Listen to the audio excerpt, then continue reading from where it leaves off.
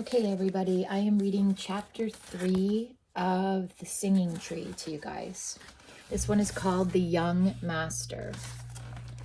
When Sandor Nagy awoke next morning, it was still dark. For a moment, he thought he had been dreaming, but then he felt a small, cold hand on his face again and heard Kate's urgent voice. "Daddy, get up, Daddy." He sat up with a start. What? What happened? "Get up, Daddy, it's late." "But good heavens, child, it's pitch dark, the middle of the night." "Middle of the night, nothing. It's almost 4 o'clock and breakfast will be ready in a minute." "Don't want any. I'm on my vacation," he grumbled, turning to the wall. Swift footsteps pattered across the floor. There was the creak of a door, and then Kate began again. "Daddy, smell." "Go away, you imp," he groaned. Suddenly he lifted his head and sniffed the air. "What's that I smell?" "Oh, nothing much. Just fresh bread and sausages. You don't want any." "Oh, no? Well, you just run along, young lady, and heap up my plate to the brim." Kate disappeared, laughing, through the open kitchen door. In a few minutes, he stumbled after her, still tugging at his bootstraps. Mother was just placing a whole steaming ham on the table. "And ham and boiled eggs. Here, give me a slice," he cried, reaching for the knife. Mother snatched it away. "You go and scrub your face, Sandor," she said severely, but her eyes were twinkling. "Don't forget your teeth and behind your ears," shouted Kate as he hurried out toward the well in the yard. His face was scrubbed shiny and his hair was still dripping wet when he reappeared in the kitchen. Jancy had brought in the fresh milk, and then Father came in, wiping his hands on a towel. "I've saddled 3 horses. Thought you might want to come along, Sandor," he said as they were sitting down to the meal. Jancy looked at him. "How about Kate? Isn't she coming to see my herd?" "No," Kate shook her head. "Auntie and I have a lot of sewing and ironing to do. Look." She pointed at a basket full of white embroidered ruffles. "All those have to go on my new petticoats." Jancy's fork paused between the plate and his stricken face. "Petticoats, ruffles. I knew it. I just knew it. It all started with those red satin ribbons." "What are you talking about?" smiled Mother. "Why, she's turning into nothing but a girl. Aw, Kate, honest, you used to be almost as good as a boy, and now you don't even want to see my herd. You want ruffles." His voice, which had already begun to change and deepen, broke on an anguished squeak, and Kate frowned at him. "Don't squeal like a baby pig. The coats will be there next week, but the wedding is tomorrow, and I'm to wear 13 petticoats." She turned proudly to her father. "Auntie said I'm almost as good as a grown-up." "You look just plain funny, that's what I said," argued Jancy.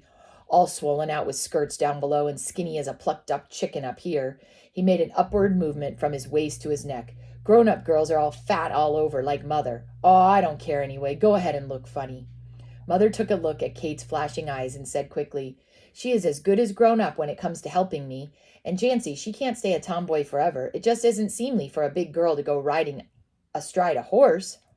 Now both children set up a wail. Jancy wanted to know how anyone else could ride but astride, and when Kate's father explained that there is such a thing as a side saddle for ladies, even Father protested.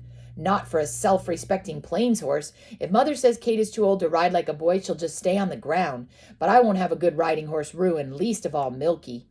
Milky was Kate's white horse. Nobody else was allowed to ride on Milky. Tears sprang into Kate's eyes. "Oh, Auntie." "There, there, my lamb, don't cry. We'll make it easy for you to grow up. Look." She pointed to the window, golden with the rising sun. "It's daylight. Take your father to see the egg factory while I wash the dishes." But Kate was crying in earnest now. Milky was her pride and joy. She loved to ride, to roam the plains with Jancy, he on black Barsiny, and she on Snow White Milky, racing, trotting, jumping fences together. And now all this was threatened by some strange process called growing up. Suddenly all the coveted privileges of older girls, like ruffles and 13 petticoats and dancing with big boys, dwindled to nothing compared to the joy of racing Jancy across the plains into the rising sun, wind tearing at her hair, the smooth, powerful motion of her horse flowing through her body, and Jancy's breathless praise. "You sure can ride." All this burst out of her in one protesting wail. "I don't want to grow up." "Now see what you have done." Mother, on the verge of tears herself because she knew that there was no medicine against growing up, turned on her husband and son. "You have made her cry." "I?" gasped Jancy, utterly bewildered. Father laughed. "Come on, son, before Mother takes a broom to us. From now on, this is strictly women's business. Coming, Sandor?" Sandor Nagy looked at Mother inquiringly. She, holding Kate with one arm, frowned and made a go-away motion with the other. The 3 men, snatching up what breakfast they could rescue, went out. At the stable, Jancy paused with one foot in the stirrup. "Father, what is wrong with Kate? She never used to be this way. And what have we done?" Father scratched his head. "Son, I don't know." Uncle Sandor smiled. "Kate is changing from a tomboy child to a real girl, whether we like it or not. Growing up, as your mother said, Jancy. She knows how hard that is because she is a woman. We don't. We are little boys one day, and then suddenly we are men, like you." Jancy's chest swelled, but he didn't say anything for a while. They rode out of the yard and turned north on the path to the corrals. Only when they were well on the way did Jancy break the silence. "I know how it is. Like a butterfly." "What's like a butterfly?" asked Father, puzzled at his unexpected statement. "Girls." "You know, Father, there is only a grub, then an ugly little cocoon, and then something inside begins to move and fight through, and little by little a butterfly crawls out. It must be hard for the butterfly because it's always shaking and shivering, but after a while it opens its wings and flies into the sunshine, and then it looks happy and beautiful. I guess Kate is just fighting through," he concluded, then blushed violently when he noticed that both men were looking at him with an odd little smile. He dug his heels into Barsany's sides, and when the horse leaped, again he shouted over his shoulder, "Last man at the ferry is a puppy dog's tail." There's a picture there. Uncle Sandor was the puppy dog's tail, arriving disheveled, hot, and panting at the ferry. He soon gave up even pretending to help pull the cable-drawn ferry across the river and just sat propped against the railing. "I am soft," he admitted ruefully, watching his brother and nephew pull on the cables as if they had not been riding long miles. He was more than soft when they arrived at the corrals. He was sore and very unsteady on his feet. Jancy laughed at him as he stood clinging to his horse for support. "Now you look just like Kate did after her first riding lesson, funny face and all." "Ugh," he grunted, taking a few wavering steps, "and all doesn't feel so funny. It hurts." "Saddle sore, Mr. Nagy?" smiled old Arpad, who had ridden up to greet them. "You will soon harden up again. Used to be quite a rider when you were a young one like Jancy here. But," he sighed, "that was a long time ago. I have grown old, and he has grown up to be our young master." If somebody had handed the Hungarian plains to Jancy on a silver platter, he could not have felt what he was feeling now. The young master. Old Arpad had called him that. His father was known far and wide as the good master, and now, somehow, some unknown, strong, and heady feeling was swelling in Jancy's heart, making it beat wildly against his chest, choking him until he almost gasped. The young master. I will be, like father, he thought, and his fists clenched with effort to keep from crying. I will be. It was a prayer and a promise to himself and to his father, the first conscious resolution of a boy growing into a man. He didn't speak, only stood there oblivious of the three men looking at him, but the flush on his face, the straightening of his shoulders, and the shining light in his eyes must have told his father something. Jancy felt his strong hand on his shoulder and heard his voice, proud, strong, and yet gentle, saying the words he should have said. Thank you, old Arpad. With your help, he will be. Yes, sir. The storm burst out of Jancy in a shout, and he was a boy again, burning with impatience. Where is my herd? Still in the corrals. The boys are building a fence for them in the south pasture, smiled old Arpad. Jancy was already racing toward the large triangular enclosure divided into corrals. In one of them he saw what he was looking for and yelled, Here they are! Hurry up! Look at them! He was inside, his arms around two-legged little colts when the men arrived at the gate. Colts, father, the twins! What a team they will make! Shining chestnuts with white stars on their foreheads. Just look! And one black, there, by the black mare. He whirled about, sending the tiny twins into awkward prancing with a slap on their little rumps. And I told you the Pinto would have a white foal. He pointed to another mare, nursing her small, questionable white offspring. He did too, Mr. Nagy, murmured old Arpad to Uncle Sandor, and we laughed at him, and he was right, the little tyke was right. They walked away and toward the house, leaving Jancy with his animals. The young herders were just riding in for their lunch. I bet they don't know what it is to be saddle-sore, sighed Sandor Nagy, as he watched these bronze, sturdy men of the plains. Horse and man seemed to be of all of a piece, moving together in perfect harmony. They dismounted at the house and went inside for their meal, all but one. He stayed on his horse, waiting. In a few moments, old Arpad's wife came out and gave him his meal, which he proceeded to eat in the saddle. The young idiot, chuckled old Arpad, shaking his head. Hey, Pally, can't you walk? Shouted Jancy's father. The young herder doffed his hat, grinned sheepishly, but didn't answer.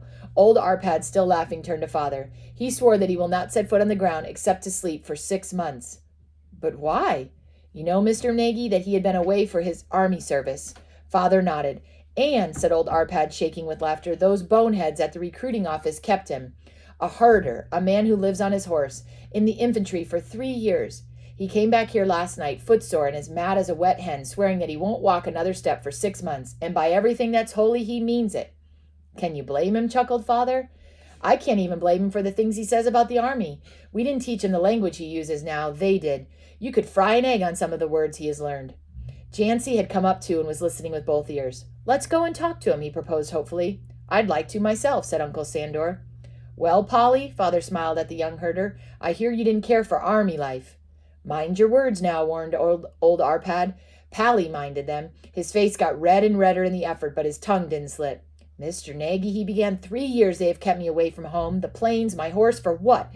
To climb up and down those almighty high mountains that grow in the north, and to lie on my stomach in the black mud down south and shoot guns at nothing?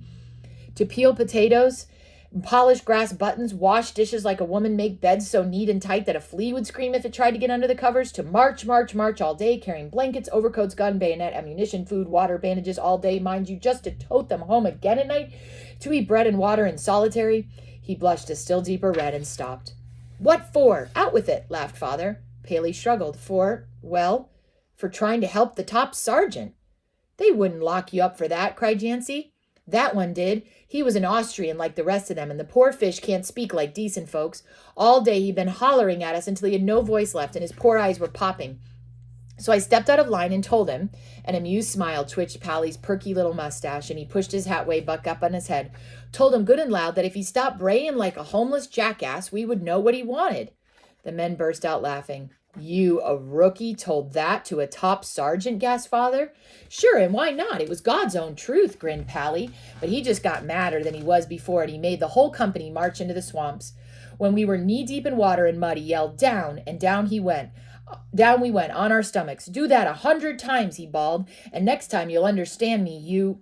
Oh, well, there was something more. Anyways, I stood it for it a few times, but then I got to thinking about all the buttons we'd have to polish, so I got mad, too, and I went up to him, and I pushed his grinning face where the mud was softest. So they locked me up. No wonder. You have to obey orders when you're in the army. That's why everybody has to serve, to learn discipline, said Sandor Nagy, half laughing, half serious. Polly turned his intent, sincere gaze at him. Orders, Mr. Nagy? I have learned to obey orders from old Arpad. If he as much as lifts an eyebrow, I'll break my neck to do what he wants. Nobody has to roar at me like that braying jackass to make me do my job. Soldiering was your job for 3 years, Pally, said Uncle Sandor. And Father spoke too. All of us have to do our army service. It's the law. And a very foolish law it is, Mr. Nagy, said old Arpad, shaking his head, pushing guns into young man's hands instead of giving them tools to use or their own jobs to do, making them play war when our worst enemy is the locust and the horsefly, teaching them to crawl on their stomachs before a make-believe enemy. Now, Mr. Nagy, what is the sense in that? If there is an enemy to fight, give a man a horse and a saber, and he will show you how men fight if they have to, like men, not worms. He lowered his voice and frowned. The Austrians have made those laws, Mr. Nagy. An Austrian is wearing the holy crown of St. Stephen. They have chained the eagle of Attila to the two-headed eagle of the Habsburgs. Will it always be so, Mr. Nagy? Always? Remember, they're in the Hungarian plains. Sandor Nagy held up his hand. Old Arpad, Hungary formed an alliance with Austria almost 200 years ago. Since then, many things have threatened this alliance. Discontent on both sides, revolutions, wars. But the empire has survived, grown strong and prosperous. The emperor is our king, and because he is wearing the crown of St. Stephen, we must respect his laws. We have given our word, and by our word we must abide. He smiled at old Arpad. Thus speaks the schoolmaster, old friend, Sandor Nagy adds, whether we like them or not. Paley leaned down from his horse. They don't like us, Mr. Nagy. Didn't like to say it, but that braying jackass of an Austrian called us, begging your pardon, he called us Magyar dogs. And the rookies who came from down south, he called them Serb pigs. The little mild Slovaks from the mountains were smelly goats to him. Sandor Nagy interrupted. He must have been a very stupid man, Pally. They aren't all like that. Pally straightened up again and his eyes flashed. No, Mr. Nagy, they don't like us. I heard a lot of talk in those 3 years. I got so I could understand German. And when I was on duty at the officers' mess, I heard a lot of talk. And one of them, a general he was, said that their day will soon come. The old emperor would die, he said, and then Francis Ferdinand will show the Magyar and Slavish rabble what an iron fist means. He laughed when he said that, the way a wolf laughs with all his teeth a-snarl, and it's lucky for him I was at the other end of the mess hall, or I would have dumped the soup tureen on his bald head, so help me. Lucky for you, I should say, sighed Sandor Nagy. He didn't laugh at Pally's expressive gesture of dumping soup on a general's bald head. His eyes were troubled as he looked at his brother and then at old Arpad and at Jancy. He saw indignation and deeply hurt pride in each of these beloved faces. Something inside him turned cold as if an icy hand had touched his heart, and for a moment he thought he heard the far-off rumble of thunder. but the sky was an unbroken deep blue. There was only one tiny puff of cloud on the horizon. A small thing like that could not mean a storm, he thought irrelevantly. Then he shook his head as if to shake off some vague fear. He became aware of the others again, of the questions in their eyes. Forget it, Pally, he cried, trying to sound cheerful. It was only talk. The old emperor is hale and well. Francis Ferdinand might die before him. Forget it. There won't be any war. He heard his own words as if someone else had spoken them and drew in his breath sharply, but it was too late. Old Arpad laid a hand on his shoulder and said slowly and kindly, "Who said anything about the war, Mr. Nagy?" "I did. Stupid of me," said Sandor Nagy almost gruffly. Then he smiled. "School teachers always talk too much, especially when they are hungry, and this one is very hungry." "That is my fault," smiled old Arpad. "Here I stand gossiping like womenfolk instead of offering you a meal. If you will honor my table." He stood aside, waiting for them to go inside. His words were humble, but his gesture was that of a king. So was the one level glance he gave the loitering herders. In a moment they were in their saddles, riding off back to the herds. Only Paley lagged behind, his eyes still on Uncle Sandor. "Paley," said old Arpad in the gentlest voice, and Paley wheeled his horse and galloped away. "Army discipline almost ruined that boy," chuckled old Arpad, following his guests to the table. And remembering here on the back, so it says, life on the Hungarian plains is changing quickly for Jancy and his cousin Kate. Father has given Jancy permission to be in charge of his own herd, and Kate has begun to think about going to dances. Jancy hardly even recognized Kate when she appears at the wedding. But Hungary is going to have to send troops to fight in the Great War. And so this is all kind of leading up to the Great War. And that's the end of chapter 3.